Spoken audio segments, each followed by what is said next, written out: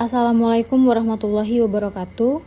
We are from Group 2 of Prinsip Pengajaran dan Asesmen 1 course. Would like to present our lesson plan that made by UBD or Understanding by Design principle. Our team consists of Alfio Dwi Indahsari, Nabila Nurfajriyah, and Rahmadian Haryanti. Okay, next. As you can see in this slide, we choose simple present tense as our topic, and the name of the teacher is Dinaryanti SPD. The school is Junior High School number 1 Padang, and time allocation is 2 GP or 70 minutes for 7th grade, phase D, and the subject is English. Okay, here are the lesson plan that made by Understanding by Design or UBD principles, that consists of the first is goals, and the second is assessments, and the third is activities.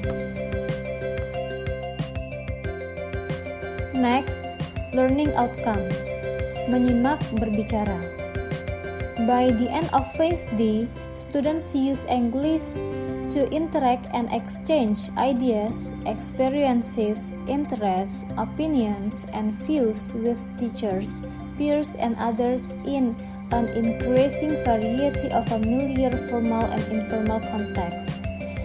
With some repetition and rewarding, they comprehend the main ideas and relevant details of discussions or presentations on a variety of general interest topics. They engage in discussions such as giving opinions, making comparisons, and stating preferences. They explain and clarify their answers using basic sentence structure and verb tenses.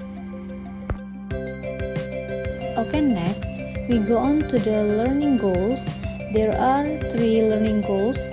As you can see in this slide, the first is the students identify the example of expressions that use simple present tense sentence. And the second learning goal is the students respond the expression that use simple present sentence. And the third is the students are able to use simple present sentence in a dialogue in pairs. And next, we go on to the assessment. We use the presentation as the assessment for learning.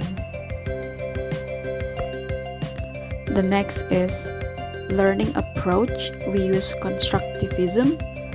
And then for learning model, we use cooperative. And the last one is learning method. We use group discussion. The next is learning tools. We use video.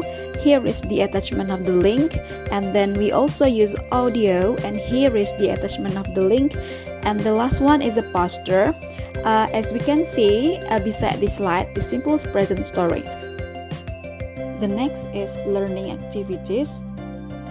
The first one is introduction. The teacher greets the students. The teacher asks the students to prepare the class.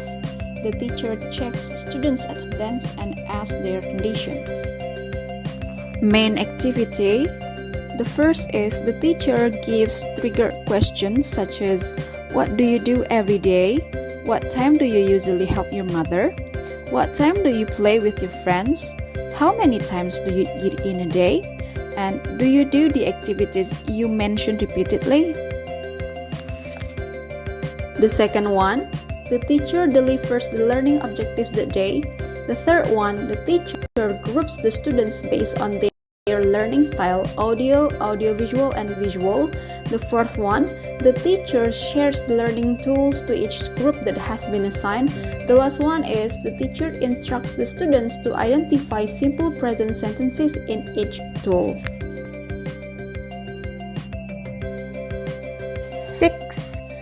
Students identify simple present tense sentences in groups that are in the learning media, such as audio, audiovisual, and visual.